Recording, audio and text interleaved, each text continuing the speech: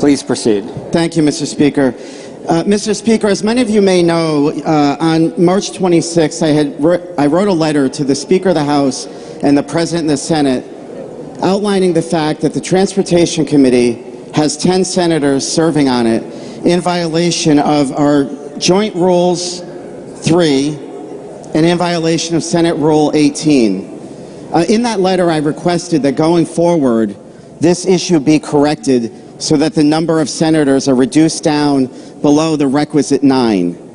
To date, we currently don't have confirmation on whether that reduction will be made. And under our rules, of course, the president of that body is the only individual that can constitute these committees.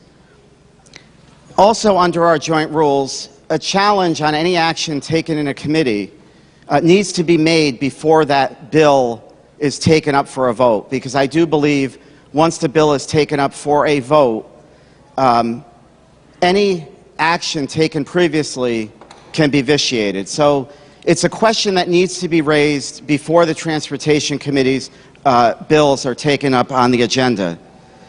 But I will say determining whether or not an action is valid or invalid will be a determination that our body is going to have to make. It's not something that the presiding officer has the ability to make. But my most immediate concern is that any bills that are referred to the Transportation Committee going forward, if it is not properly constituted with 9 senators, that any action going forward could also be invalid. And the fact that both chambers have been put in notice of this violation, that to not correct the violation would constitute bad faith. And under Section 16 of Mason's rules, bad faith as a per se rule would invalidate any action.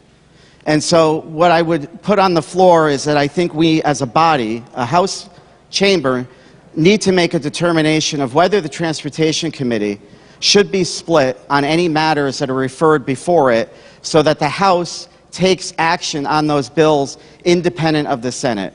Because I would not want to see the Senate actions and their violations of a Senate rule potentially cause action that is done in the House, which is not in violation of the joint rules, any of our bills be impeded as a result.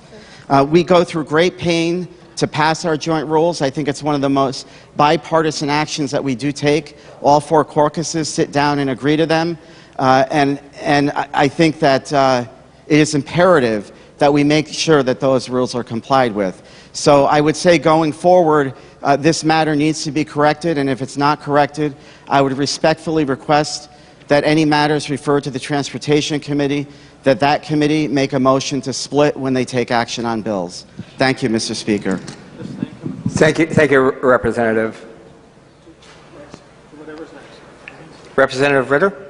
Thank you, Mr. Speaker, and I appreciate the comments from my colleague, Representative Candelora. I would say a few things.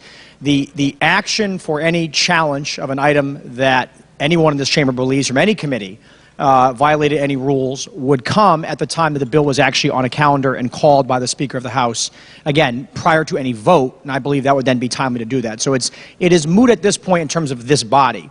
What the Transportation Committee decides to do from any splitting of committee, again, is a decision to be made by the chairs and the ranking members of that committee.